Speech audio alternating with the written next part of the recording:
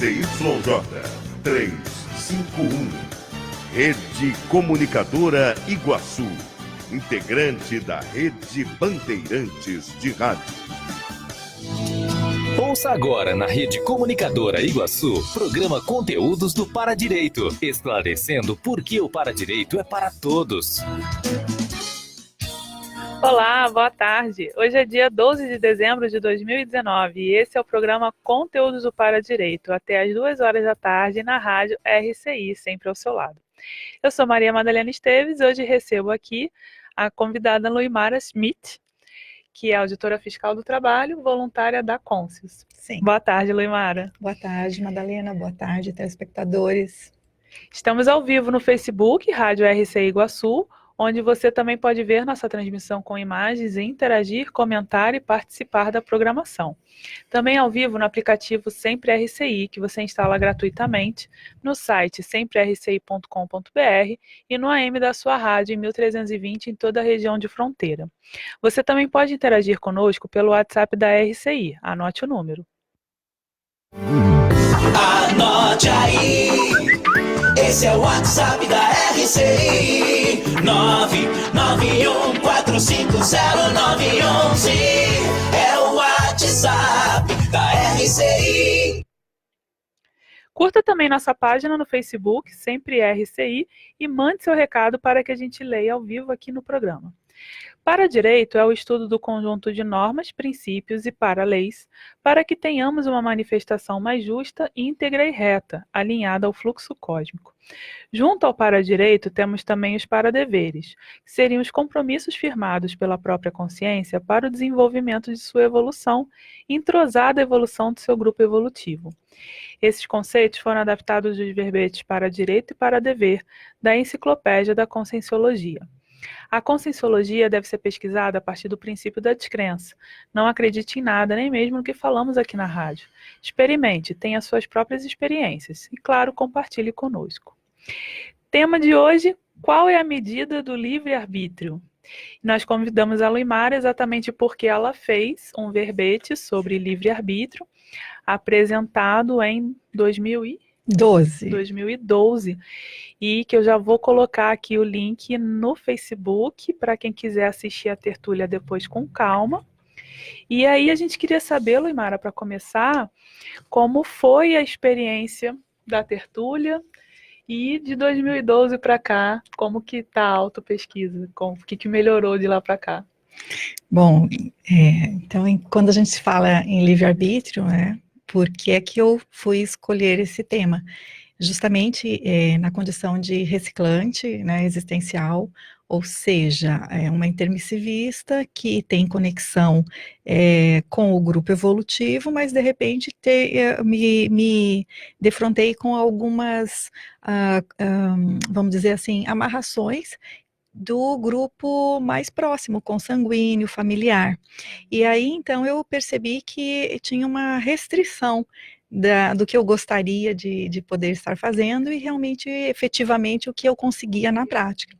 Então, foi aí que eu comecei esse estudo do livre-arbítrio com essa conotação. Uhum. Porque o livre-arbítrio em si, é essa a definição, que já é muito estudado, é a possibilidade da pessoa decidir e escolher em função da própria vontade, isenta de qualquer condicionamento, motivo ou causa determinante.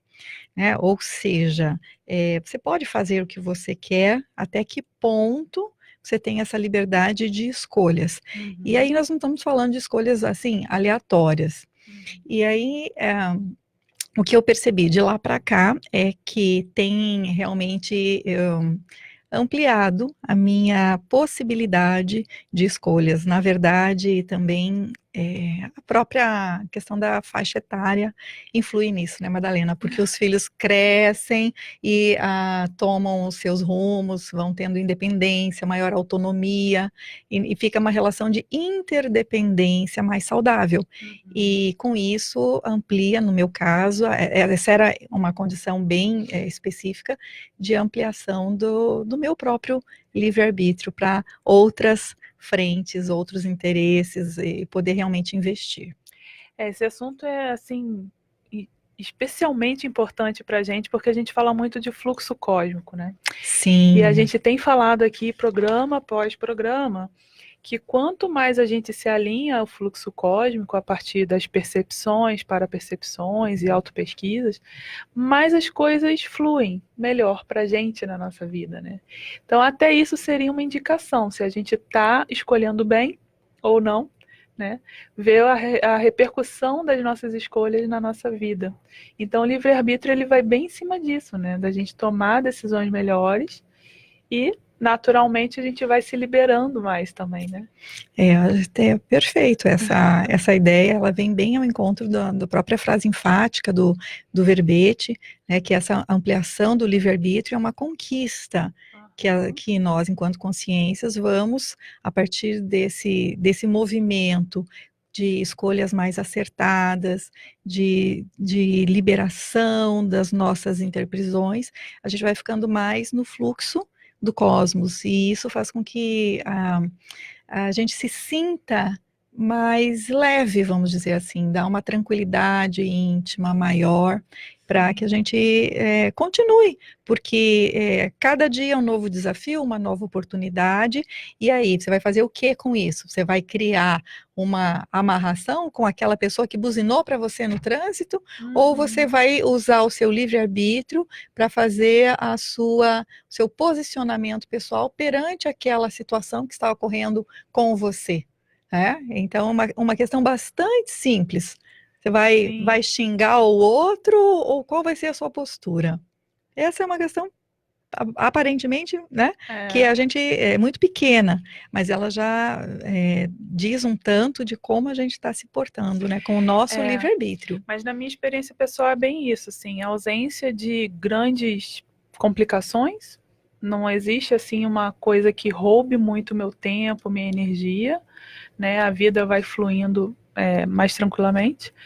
E aí essas pequenas coisas do cotidiano, né, trânsito, os contratempos, né, já não tem essa importância que antes eu dava. Isso aí deixou de ser importante para mim. Mas isso vem me mostrando assim que a partir do momento que eu comecei a tomar decisões melhores, né, que isso foi acontecendo. Bom, registro aqui a presença da Débora Pereira e do José Antônio aqui também. E aí eu queria comentar, então, nesse início, diga, sobre essa sessão do verbete chamado autocosmoética. Que aí você fala que existem fatores restringidores e fatores amplificadores, né? E aí é interessante porque quando eu vi o verbete assim, ficou bem grafado o seu perfil conscienciométrico. Eu percebi isso, assim, que tem uma coisa aqui sempre de metria, né, de unidade de medida bem marcada. Interessante esse feedback. Sim, eu senti. E aí eu queria que você comentasse, né, sobre a restrição do livre-arbítrio, amplificação, como que foi essa... Sim, então o que eu coloco aqui são, assim, eu elenquei na época, né, 3 fatores relacionados ao restringimento do livre-arbítrio, que são a questão das posturas imaturas, e aí essas posturas imaturas, elas até certo ponto, mesmo sendo restringidores do livre-arbítrio, daria para a gente dizer que teriam atenuantes, porque estariam relacionadas a inexperiências. Então, essa questão da imaturidade, uma certa ingenuidade, mas uma inexperiência evolutiva. Já a questão de posturas autocorruptas e acompliciadoras, eu diria que essas têm agravante, porque nas posturas autocorruptas a gente já sabe qual é o melhor, o que seria para nós uma condição mais favorável, mais adequada, mas por N fatores ainda não está conseguindo implementar. Por isso que a gente fala em autocorrupção. Então, a autocorrupção é aquilo que você já não está mais satisfeito, não está te fazendo bem, mas mesmo assim você ainda não conseguiu se deslindar, se desvendar daquilo, se libertar daquela condição. Então, está mais relacionado aos nossos trafares e trafares mais antigos, parapatológicos, questões multiexistenciais.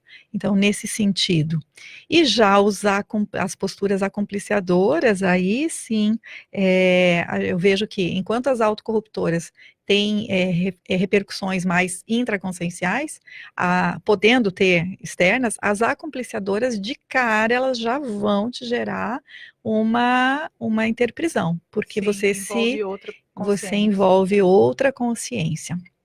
Então, nesse caso, essas posturas ou essas condições, elas acabam restringindo o livre-arbítrio, né? Seja por imaturidade, por autocorrupção, por acompliciamento.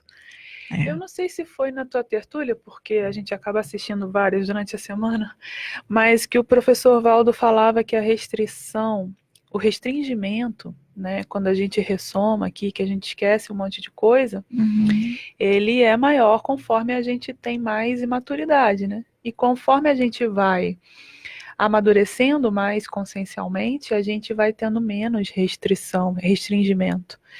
Então, você acha que isso tem a ver, assim, no caso, o uso positivo do livre-arbítrio vai ampliando a holomemória e um uso equivocado do livre-arbítrio vai, sei lá, favorecendo uma ignorância, um esquecimento, que você falou assim, tem os atenuadores da ignorância, né? Aí me lembrou isso aqui. Eu acho que a gente teria que pesquisar um pouco mais, né? Porque quando a gente fala em memória e holomemória, aí entram outros fatores que não são só os conscienciais, entram fatores biológicos, que a memória ela está relacionada à questão nossa cerebral, é do cérebro físico, entende? Então eu acho que nesse sentido a gente teria que ampliar um pouco mais para poder dizer que seriam esses os elementos que dariam acesso à holomemória ou não, né, nesse sentido. Bom, já os fatores que a gente pode falar, né, que você perguntou, dos amplificadores. Então, o que abre o nosso caminho? E aí você fala assim, não, o que abre o nosso caminho? O que ajuda a vida a fluir? O que ajuda? Então, de cara, são as condutas que estão relacionadas à interassistência. E eu demorei bastante para vamos dizer assim, ter uma compreensão desse valor da interassistência, porque o meu mote, até no acesso à conscienciologia, era a autoevolução. Então, a autoevolução muito centrada nas questões que favorecem a mim mesma, no meu processo evolutivo. E a interassistencialidade, eu olhava assim, né, com uma certa... Falei, não, tudo bem, tá, mas agora eu vejo o valor que realmente tem para a autoevolução a interassistência. Então, nesses anos eu posso dizer assim, o que tem realmente mudado é sabe, essa introjeção desses neovalores relacionados com a autocosmoética. Então, eu acho que esses dois itens, eles vão ampliando, que é a questão da autocosmoética. E aí seriam, né, o que seriam essas condutas interassistenciais que abrem as nossas possibilidades cada vez mais de ter escolha? Seriam os acertos grupo-kármicos. Então, aquelas situações ou aquelas convivências onde a gente tenha dificuldade e aí você vai recompondo gradualmente essas relações. Então, os acertos, porque justamente o que prende a gente são as nossas interprisões. O que restringe e limita o livre-arbítrio de modo cada vez mais presente, é o que se tem a recompor, a saudar, são os nossos credores que estão à porta. Sim. Aí outra questão, e aí não só dos credores intrafísicos, aí o discernimento que a gente vai ter quanto a essas questões das companhias e das relações multidimensionais. Então, eu acho que quanto mais a gente entende sobre isso, melhora o livre-arbítrio. porque aí a gente tem uma postura que não é só mais perante o intrafísico, mas perante a nossa existência holossomática multidimensional, né? Outro item é a busca da intercompreensão, porque enquanto a gente está vendo prioritariamente o nosso modo de entender, o nosso lado, fica mais difícil. Então, a tal da empatia, que no início fala assim, mas empatia, gente, empatia, como é que é isso, né? Então, você se colocar no lugar do outro, você tentar compreender por que aquela pessoa está agindo daquele modo, e às vezes um modo que pareça ofensivo para a gente, e assim, muitas vezes de falta de compreensão. Então, no início, eu tinha situações em que eu não conseguia acessar a compreensão, porque dentro da minha forma, do que eu podia enxergar, não cabia. Então, eu usei uma técnica que foi a aceitação. Entende? Então, teve situações ali que é bem nuclear, né, com o filho, aí eu falei, não compreendo. Então, você vê que tem um buraco, você fala, você está andando, você está indo em direção ao buraco. Aí a pessoa, né, continua. E aí, não está vendo, tá? Todos os elementos demonstram. Então, nesse sentido, bateu no meu teto e eu não compreendia, não conseguia ter a intercompreensão. E aí eu precisei ir para a aceitação, aceitar o direito ao livre-arbítrio da outra consciência. Isso é o exercício do para-direito, né?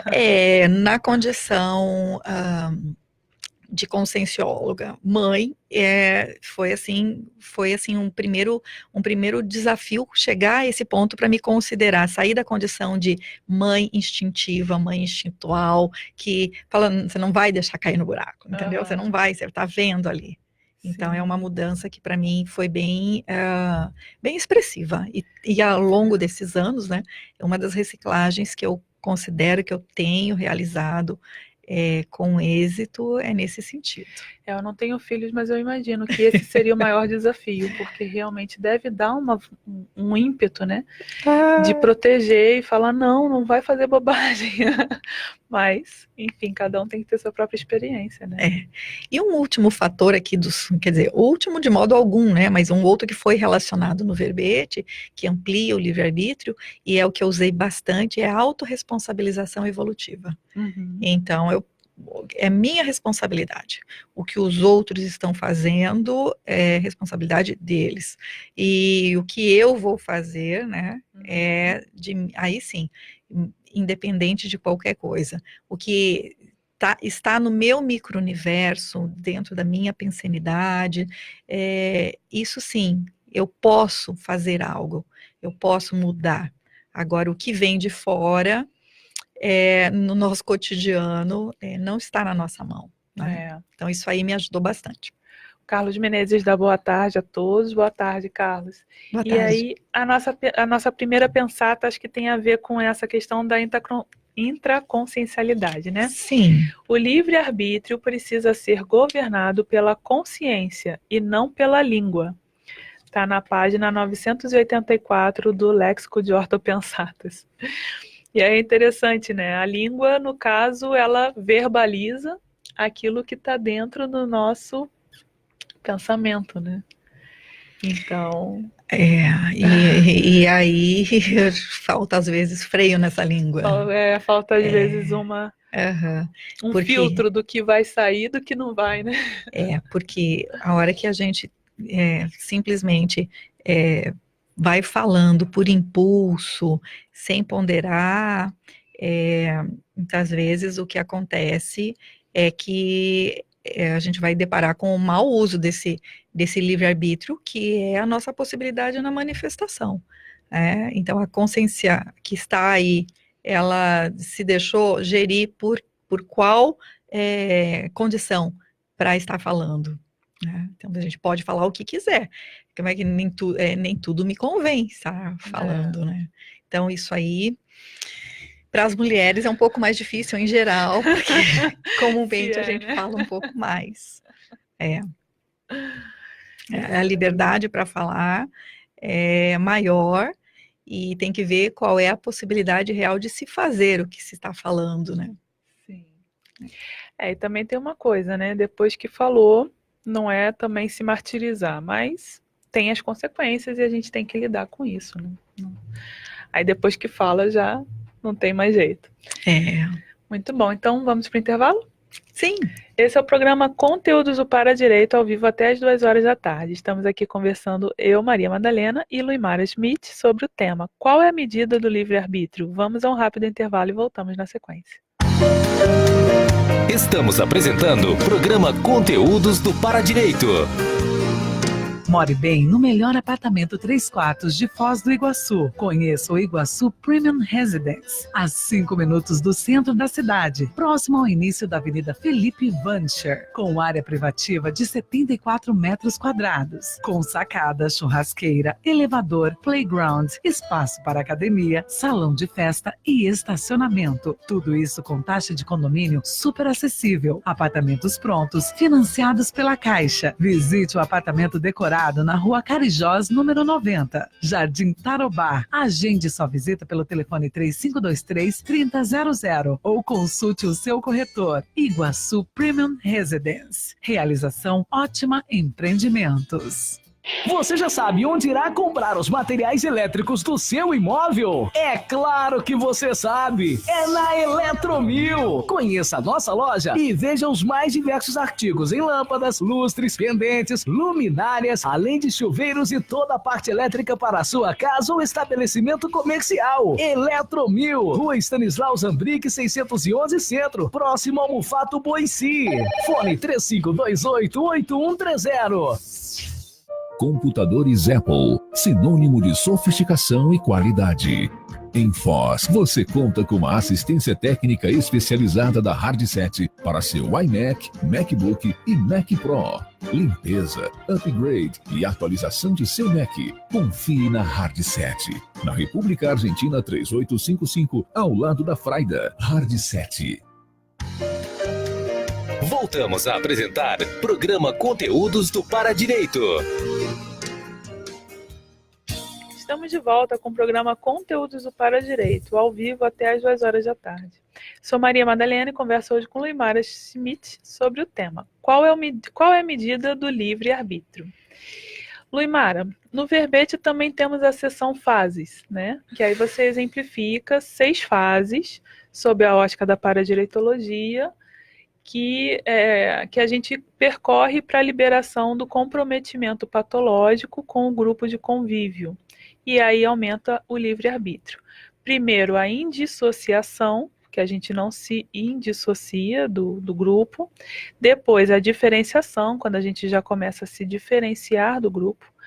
Depois, o distanciamento. Depois, o reconhecimento. Depois, a reciclagem intraconsciencial e, por fim, a liberação.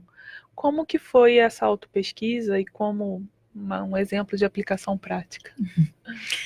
Justamente chegar a esse número, vamos dizer assim, de fases, foi decorrente do que eu venho vivenciando em relação ao convívio, realmente, né, não só familiar, mas também a questão profissional, com os amigos, no voluntariado, então do convívio em geral. E então essa elaboração partiu assim de como eu estava me percebendo e vivenciando, né, essas relações. E eu, assim, exemplos, então vamos né, falar, como você disse, indissociação é um momento inicial no qual a gente se confunde ainda com o outro. Você quer fazer pelo outro ou quer que o outro faça do seu jeito. Nesse momento você vê o outro pela sua ótica. Então a gente ainda não tem, na nossa intraconsciencialidade, ainda não tem muito claro essa questão do próprio livre-arbítrio alheio. Então, no caso, o outro acaba sendo mais uma projeção de nós mesmos do que um reconhecimento de que ali existe um outro ser humano que pensa diferente, que age diferente, né? Penso que nessa linha é possível ter essa... mais, né? Você não vê o outro como um diferente, você vê o outro como quase que uma espécie de simbiose, como parte, né, Então, é aquele sistema muito imiscuído, muito emaranhado, né? Nesse sentido, o convívio ele é espontâneo e refletido, sem avaliação da base dessas afinidades. E aí, gente, quando a gente está falando de livre-arbítrio, a gente está falando não só relacionado a consins, mas também a consciexis. Então, essa indissociação também pode se dar com companhias extrafísicas, que a gente ainda não faz o segundo passo, que é a diferenciação. Opa, isso aqui é meu, isso aqui não é meu, isso aqui há uma capacidade de poder discernir entre o que é pessoal, o que é alheio. Então, nessa diferenciação, a gente já consegue ver o outro de uma forma como tendo vontade própria e liberdade para fazer as suas escolhas. Então, você já começa a questão dos valores, e a partir dessa autopesquisa que... Isso que eu ia falar, isso é muita autopesquisa, né? Para você identificar que um pensamento que entrou na sua cabeça não é seu, né? Veio, mas peraí, isso aqui não é meu, mas isso requer muita autopesquisa. Ou então veio um funcionamento que é um funcionamento aprendido, por isso que na definição a gente trata a questão do condicionamento. Quando eu estou condicionada, qual é o meu livre-arbítrio? Questão cultural também, né? Mesológica, um aprendizado, você ficou no sistema condicionado. Então, nesse sentido, a autopesquisa e a heterocrítica, porque você começa a ver o outro e separar. Isso é um funcionamento próprio, isso é alheio. Então, na diferenciação, acho que é nesse momento que a gente dá espaço, começa a sair do emaranhado, do emaranhamento, começa a dar espaço para a singularidade. E aí também entra o benefício da dúvida, né? A pessoa começa pelo menos se questionar, será que eu sou isso aqui? E aí, no caso da experiência pessoal, eu percebi o distanciamento como sendo o próximo passo. Por que esse distanciamento? Porque na hora que eu comecei a identificar algumas questões, eu falei assim, não, eu não quero ser assim. E também tem um percentual que eu não sou assim, mas outro eu não quero ser assim. Então, há um momento um movimento autodefensivo de fazer essa distância. Você toma distância, fala, não sou assim, não quero ser assim, e me distancio. Acho que um exemplo bastante comum que a gente tem é na fase da adolescência. É onde o jovem, ele está nessa busca da autoidentidade, e ele não é mais a criança, ainda não é o homem, né? E aí ele não quer, ele diferencia da família e busca uma identidade junto a um grupo. Então, esse distanciamento dos valores, ou muitas vezes, né, das questões familiares, eu acho que pode ser uma espécie de exemplo dessa fase. É uma fase bem marcada por mudanças, né? Sim. E é uma tentativa, né, equivocada que eu coloco, de dissociação do seu próprio grupo, a partir da negação das semelhanças, com um afastamento, né, e muitas vezes até um repúdio, sem a compreensão de que dos elementos que nos tornam afins. Sim, que nos conectam aqui. Exato. Né? E aí a próxima fase, que eu denominei reconhecimento, é onde vem a aceitação.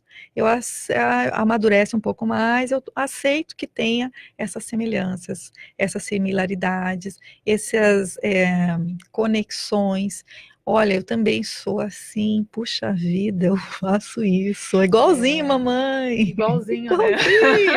Como assim? Aquilo que eu tanto criticava, depois de um tempo, eu me percebo. Nossa. E é isso, é autopercepção. E isso é bem bacana, que não é alguém te apontando, é você se percebendo. E às vezes eu sinto uma espécie de lealdade, que até o Bert Hellinger fala, né, na análise da constelação familiar, e às vezes isso faz muito sentido para mim, que parece que assim, não é uma coisa que eu queira, não é nem algo que eu concorde, mas existe uma espécie de lealdade que quando eu vejo eu já estou agindo igual. Aí eu falo, nossa, mas parece que é a minha família aqui, nem sou eu. É interessante porque eu nomeio como condicionamento, né? Sim, sim. A aprendizagem condicionada, né, que você teve ali, e aí é um funcionamento repetitivo. Um modus operandi ali, né?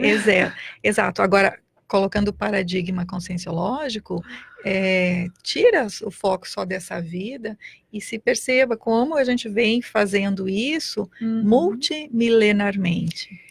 Isso, E aí entra a questão do curso intermissivo, que é onde o curso intermissivo é um diferencial que no extrafísico, né, a oportunidade de olhar de um modo com ampliação da lucidez e falar, opa, vamos fazer diferente, é possível? Sim, justamente a pergunta da Graça Dantas. Ela pergunta aqui, em sua pesquisa você considerou que as restrições de livre-arbítrio que tivemos ao longo das vidas, das várias vidas, influenciam em que medida as nossas manifestações hoje? Quer dizer, uma coisa que não é só dessa vida, né? Eu diria que é proporcional. As restrições é proporcional. das várias vidas hoje. Exatamente, essa é uma unidade de medida proporcional, porque a gente muitas vezes fala assim, nossa, mas a pessoa que nasceu numa condição muito limitada, ela já vem com uma doença crônica ou com uma deficiência física, enfim, algo que ela nasce no sistema monárquico, sistema político de monarquia. Qual é o livre-arbítrio que essa consciência tem? Entende? Então, assim, esses fatores restritivos, eles têm a ver, aí como você falou, com a nossa holomemória, holobiografia. Sim. Embora a nossa percepção muitas vezes seja limitada em relação a isso. Então, eu penso que essa condição atual é diretamente proporcional. E aí é onde a gente vai para o grupo de convívio. Né? Que eu acho que é a última questão aí, né? Mas é nesse sentido. Né? E acho que se a gente puder concluir as fases, depois que a gente reconhece que esses laços que nos unem são muito próximos, vem a nossa contraparte, que é a da reciclagem, a recim, uma reciclagem íntima, as mudanças, para que a gente faça a opção consciente pelo convívio com esse grupo. Então, aí por opção, você sai do que era o distanciamento, e aí naturalmente a gente caminha para, eu chamei de liberação, a última etapa, na qual a gente convive de um modo mais lúcido, fraterno e já num outro patamar. Sim. Num outro patamar da qualidade da relação, porque se reaproxima. E aí eu deixo de ver o outro como um problema, que é isso que eu falei. No caso da minha autoevolução, está sendo muito entendida e qualificada pela problemática das relações. Olha o paradoxo disso. Bacana, né? Sim, eu estou crescendo na medida... Exato. Na medida que eu estou aprendendo a lidar com as dificuldades, eu estou crescendo. E melhorando a relação com o outro. E ficando mais leve. Não é evitar, é justamente encarar e se aperfeiçoar com aquilo, né? Mas qual é o timing disso, né? Esse encarar, aí tem, né? Exatamente. Tem uma fase aí que é de reconhecimento mesmo de si, né? Que às vezes a pessoa ela chega muito e ela já quer e ela ainda não fez a tarefa de casa, entendeu? É como você querer entrar num ringue, né? Você tá tentando se distanciar ou se diferenciar daquilo, mas aí você tá imersa, então aquilo acaba te engolindo, porque você ainda não consegue ter essa força presencial de entender, de separar, né? Precisa amadurecer um pouco isso mesmo. Nessa linha da força presencial é a autoridade moral, porque se eu ainda me alimento daquele mesmo padrão, se eu ainda não fiz um entendimento né, dos valores que eu estou optando e dos valores do grupo, e tem coisas que eu gosto de fazer também, mas só que agora com outra tônica, entendeu? Se eu não faço a reciclagem íntima e eu de novo estou nesse grupo, o que pode acontecer? Não se percebe e novamente se entra no padrão da interprisão. Sim. Então, aquilo que era para ser uma oportunidade de exercitar o exemplarismo e a o crescimento conjunto, Uhum. pode, a pessoa vai, escorregou na casca de banana de novo. E aí pode ser tanto repetindo o comportamento que ela não quer mais, como também repreendendo, que também é muito ruim, né? Porque aí você passa a ser o chato que toda hora tá ali criticando, que até ontem fazia e que agora tá criticando. Então também não convém, né? Tem que ter um certo simancol, vamos dizer assim, né?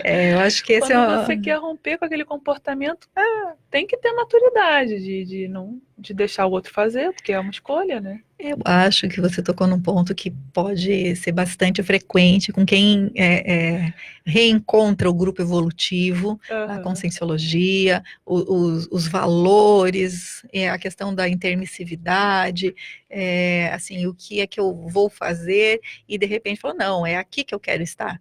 E aí você fala, não, família, entendeu? E é um grande equívoco, né? Um grande equívoco, porque a base, acho que cabe a pensata aí, que é a pensata, né? A família nuclear, sendo fundamental nessa vida humana, é a unidade de medida das equipins dos intermissivistas. Equipins, no caso, equipe intrafísica interassistencial, né? E isso está na página 699. Então, a família é fundamental, né? Então, se, por hipótese, a pessoa passou por um curso intermissivo antes de ressomar, de renascer, e ela programou uma ressoma com pai, mãe e aquele determinado grupo naquele holopensene, então, por mais que eu tenha às vezes até incompatibilidade aparente com determinados valores daquele grupo, na base existe uma experiência pretérita que nos qualifique para estar junto desse grupo e, de repente, fazendo diferente. Sim. Então, você vem para o mesmo ambiente sem se contaminar. Enquanto intermissivista, então você vai participar, porque aquele grupo que aparentemente é tão diferente, em essência, passada, ao que tudo indica, existem conexões mais profundas.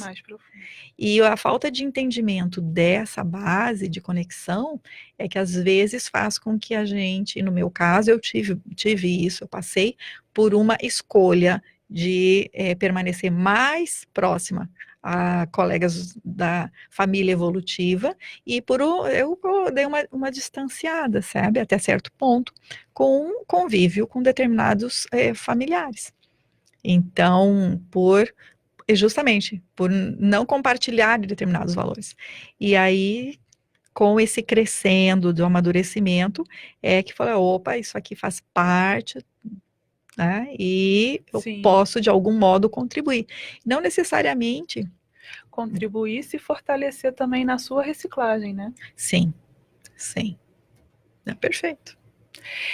Luimara, eu tô pensando aqui que foi sincrônico não só com o meu momento, mas acho que com o momento do ano, né? Assim, véspera de fim de ano, esse momento de reencontro com a família, eu tô indo hoje rever minha família, então acho que é um bom momento para a gente refletir sobre isso tudo, né? Sim. Essas confraternizações de fim de ano.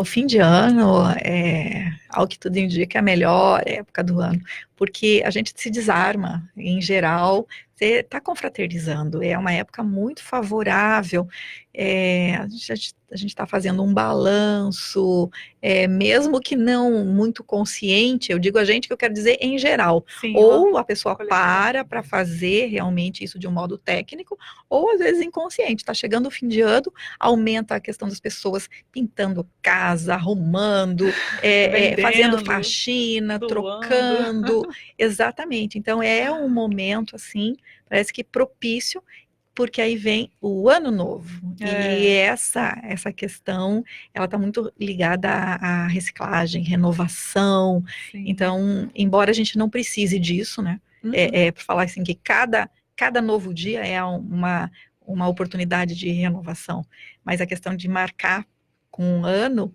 ela dá um espaço, um fôlego maior para agora vai. E já começa o ano seguinte do mesmo jeito.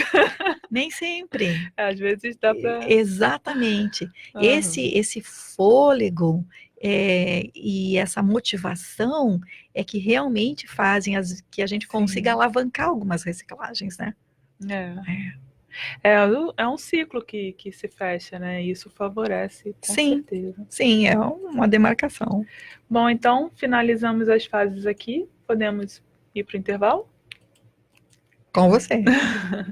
Esse é o programa Conteúdos do Paradireito, ao vivo até as 2 horas da tarde. Estamos aqui conversando sobre o tema: qual é a medida do livre-arbítrio? Vamos a um rápido intervalo e voltamos na sequência. Estamos apresentando o programa Conteúdos do Paradireito. Você sabia que a Rede Azteca é certificada pelo Programa de Qualidade da Petrobras, de olho no combustível? E quer mais um bom motivo para abastecer nos postos Azteca? É o Programa Petrobras Premia. Programa de fidelidade onde você acumula pontos toda vez que abastece e consome nas suas lojas. Postos Azteca, revendedor autorizado Petrobras há mais de 40 anos, atendendo você em 6 endereços em Foz do Iguaçu. Abasteça com garantia de qualidade e atendimento diferenciado. Escolha pelo mais seguro. Postos Azteca, revendedor Petrobras por excelência na Terra das Cataratas. Passou o dia sem internet e o técnico ainda não veio? Chega disso! Na Linka, a internet por fibra ótica é super rápida e estável, para que você fique sempre conectado. E o melhor, caso ocorra algum problema no horário comercial, garantimos que os nossos técnicos chegarão em sua casa em até 1 hora após você fazer o pedido. É isso mesmo! Com a Linka, você tem um suporte de internet em até 1 hora no horário comercial. Tá esperando o quê? Contrate seu plano agora mesmo, pelo site ou por WhatsApp sem sair de casa. www.linka.net.br. Anotou? Linka com C. linkacomc.net.br ou ligue 35230533. Linka, garantia de suporte de internet em até 1 hora no horário comercial.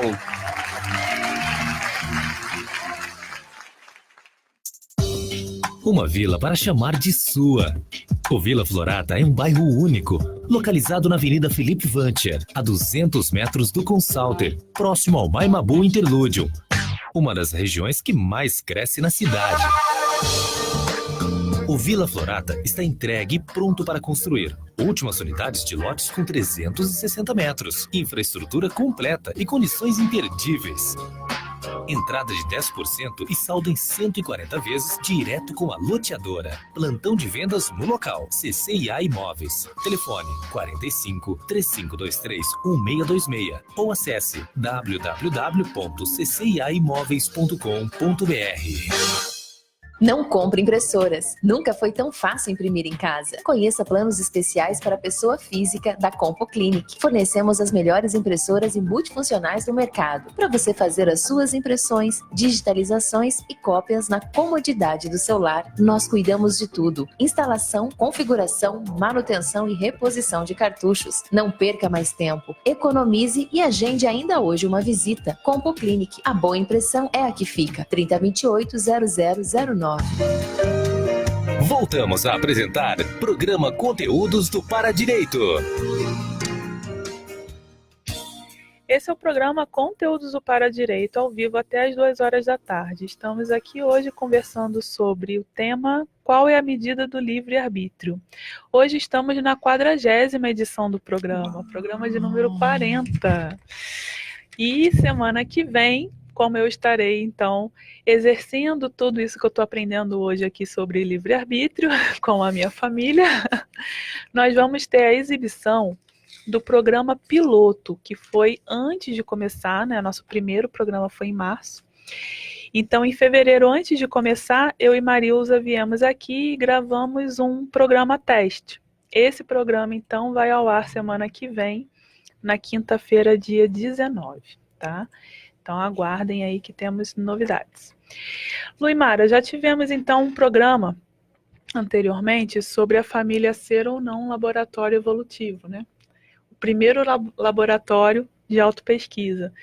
E aí, lendo o seu verbete, eu lembrei dessa discussão e aí gostaria que você trouxesse aí a sua opinião e sua dica para a gente usar realmente essa oportunidade a nosso favor para desenvolver mais a autopesquisa. Esse momento de fim de ano, então, propicia, né? Bom, eu acho que quando a gente fala em autopesquisa, olhar todos os elementos dos quais a gente está tendo contato. Então, seja a questão dos grupos que a gente se relaciona mais, na questão das amizades, a escolha da atividade profissional, os ambientes de voluntariado, o que é que você escolhe para ser o seu lazer, isso diz de você. Sim. Entendeu? Uma hora que você está com disponibilidade, você pode fazer qualquer coisa, o que é que você opta por fazer?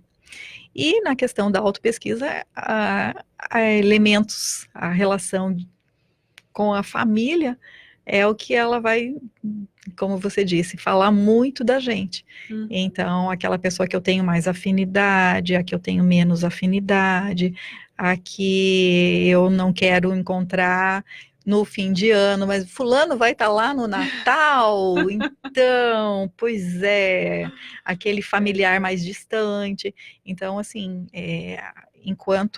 não é só enquanto é um mega laboratório evolutivo. Então, é uma condição que os amigos você escolhe, a família, vamos dizer, até certo ponto, é uma escolha mais ampla, que muitas vezes você fala assim, mas fui eu que escolhi isso? Então, tem uma amiga que a gente fez um trocadilho, uma brincadeira, que ela falou assim, que ela não pode ter escolhido isso, que eu acho que ela falou assim, os amparadores entenderam equivocadamente, quando estava no extrafísico. Ela falou assim, eu quero ser nobre, e eles entenderam errado, e ela nasceu pobre. Ela falou assim, não, eles não entenderam certo, tem alguma coisa, eu não posso ter escolhido essa condição. Muito bom. E na verdade, a condição dela é de um exemplarismo muito grande na família nuclear, cursar a faculdade, trabalhar com pedagogia, ela está trabalhando com educação, entende? E aí você vê assim, se a pessoa nasce numa condição muito favorável financeiramente, isso pode implicar um uso, qual a qualidade do uso desse livre-arbítrio por uma condição financeira mais favorável. Isso aí vai te beneficiar evolutivamente ou pode ser uma facilitação que dificulte certas recomposições grupo-kármicas.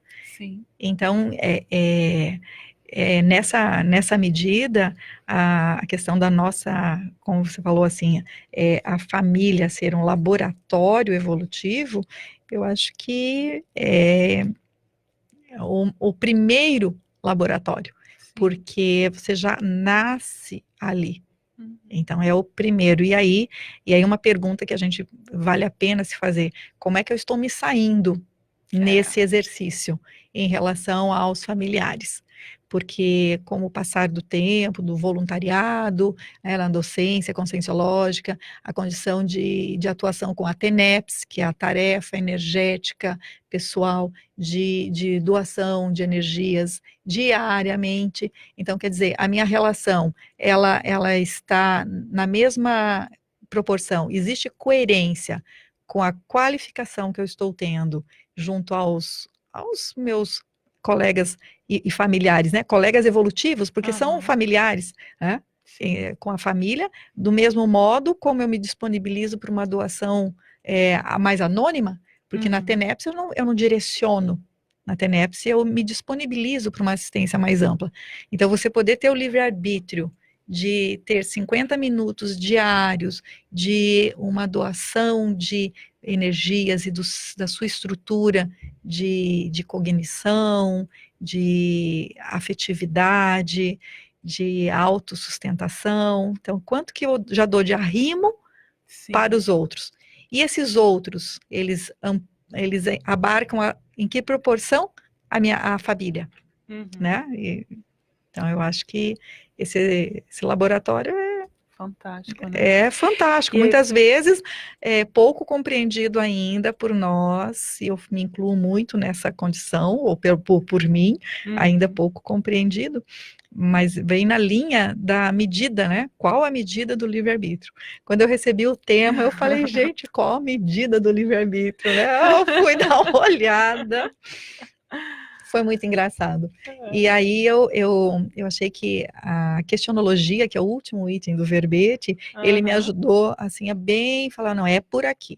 Que é o seguinte, você já analisou a relação entre o nível do livre-arbítrio pessoal e o binômio quantidade e profundidade das amarrações interconscienciais? Então eu penso que as amarrações seriam a medida da falta de livre-arbítrio. Já qual o percentual de teoria e prática quanto às desamarrações cosmoéticas? E eu penso que essa pode ser a unidade de medida, né, do livre-arbítrio. O quanto a gente tem essa autoliberação cosmoética, essas desamarrações cosmoéticas para poder realmente ter uma autogestão, uma liberdade de autocondução, um autogoverno da nossa própria vontade. Então eu penso que a medida ela vem bem nessa linha. Mas para mim, assim, o verbete retratou essa metria mesmo. Não sei se porque também eu olhei com esse olhar de alguma forma, né? Mas para mim parecia uma régua. Porque como a gente não trata, não tem a unidade de medida no verbete, né? Não. Então, por aí eu achei muito curioso. Falei assim, onde tiraram essa proposta, né? Qual a medida, né? Eu falei, olha que interessante. Eu acho que veio mesmo na hora que eu li. Foi bem legal, porque isso que é bacana, provocou reflexão, análise, falei assim, o que eu posso? E aí eu ficava muito na amarração, no comprometimento, eu falei, não, mas isso, né? Compartilhei lá com o duplista, não, ele falou, olha, mas isso aí tá mais para cara de falta de livre-arbítrio, que é o quanto eu quero fazer e não posso. Então, enquanto eu não posso estar fazendo, a medida do compromisso que eu tenho, do comprometimento e ausência de livre-arbítrio. Já na medida em que eu quero e posso, isso está medindo o quanto eu estou liberada para fazer. E aí eu posso e eu assim, quero e posso, mas eu devo. Sim. E aí você entra o discernimento. Então é muito bacana você poder ter todo esse conjunto, né? É verdade. Aí a Graça põe aqui, como você compreende a relação do livre-arbítrio com a liberdade de pensamento, de pensar por si? Que acho que tem a ver com essa diferenciação da cultura, né? Saber exatamente o que é nosso e o que não é. Bom, ela tocou num ponto interessante, que é o seguinte, a partir do momento que eu fui aprofundando o entendimento maior, eu cheguei a uma conclusão e depois confabulei né, e parece que essa questão da liberdade de pensamento, se a gente olhar pela ótica da escala evolutiva, em que momento que eu posso pensar por mim mesma, sem contar com a interferência negativa? Então, eu diria que, assim, o livre-arbítrio, assim, a gente começa a ter, mas, assim, passou a régua, onde que eu realmente tenho a minha capacidade de pensar por mim mesma, é a partir da condição em que eu não tenha mais a assedialidade, que eu não sofro o assédio, não sofro com o assédio, e nem com o autoassédio. Então, na medida em que eu tenho essa liberação, ela é mais ampla.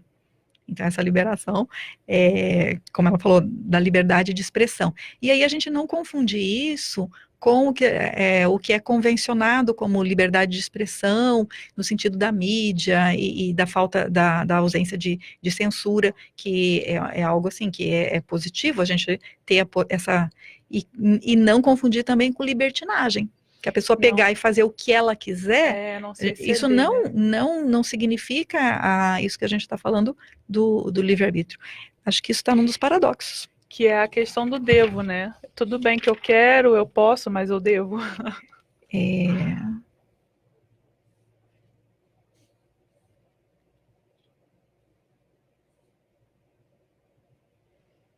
Eu acho que tem relação, sim, com algumas questões bem paradoxais, que é a condição de você ter a liberdade, o livre-arbítrio. A liberdade, na verdade, é uma consequência do livre-arbítrio, né?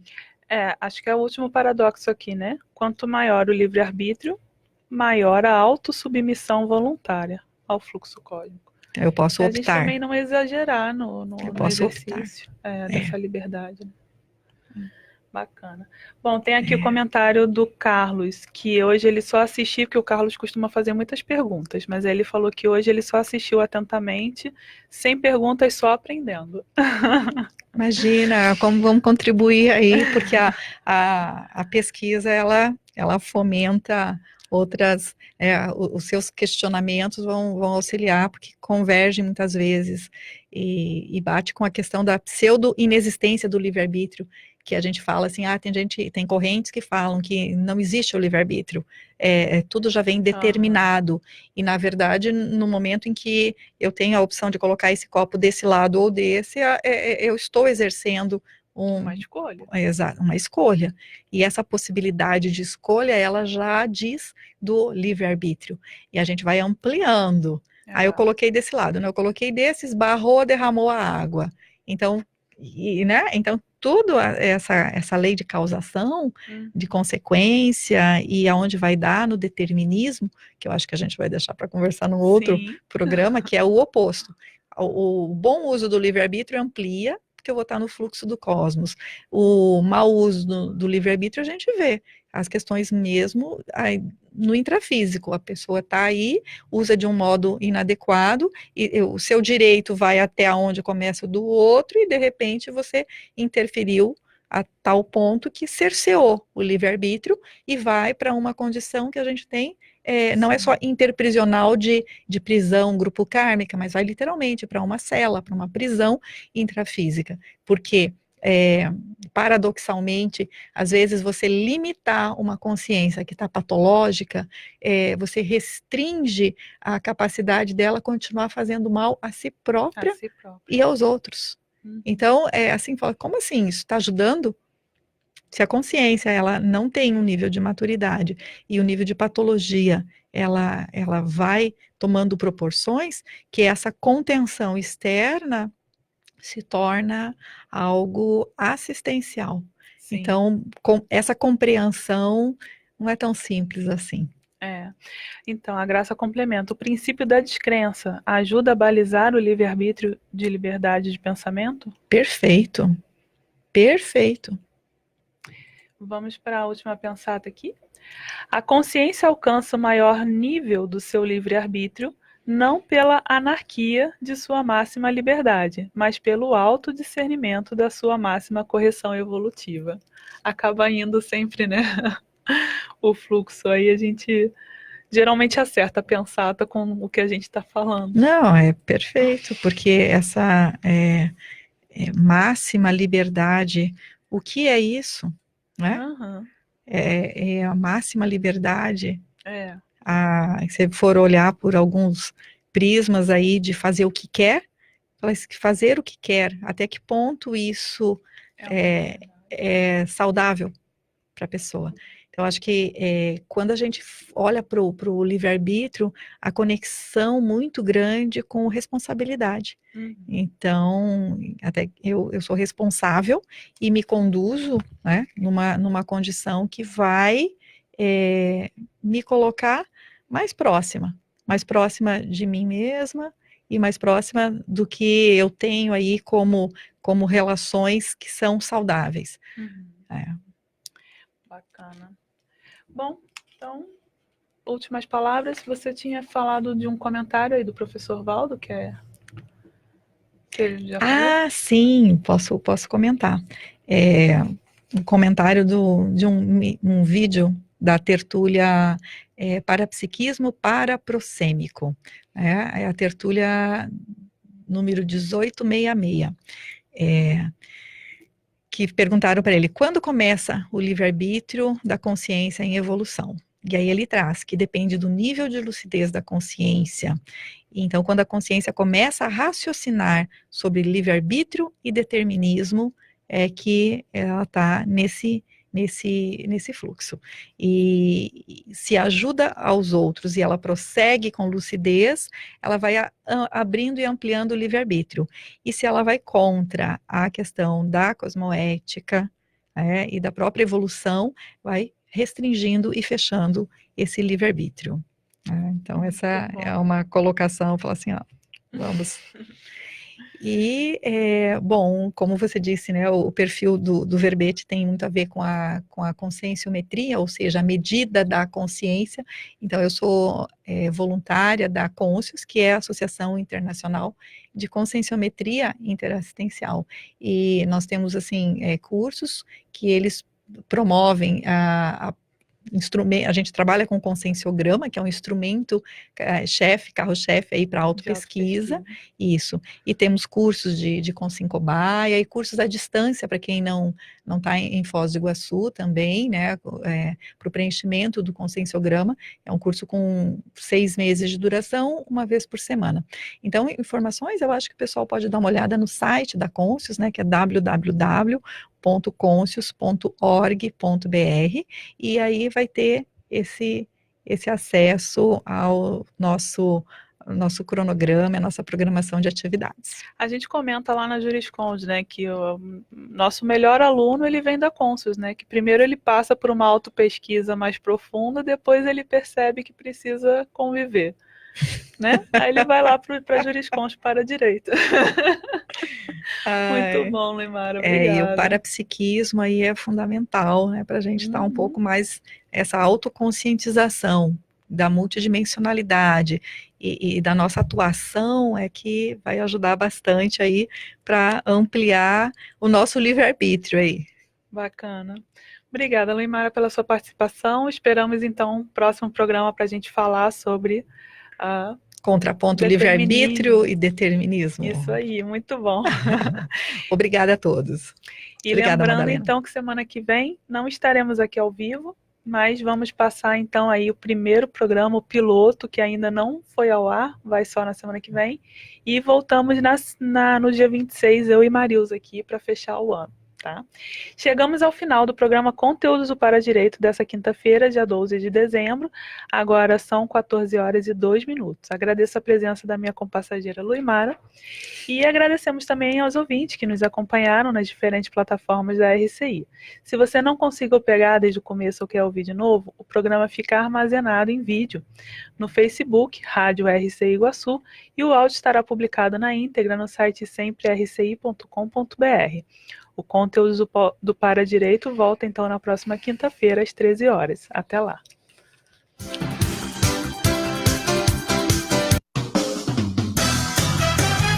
CYJ 351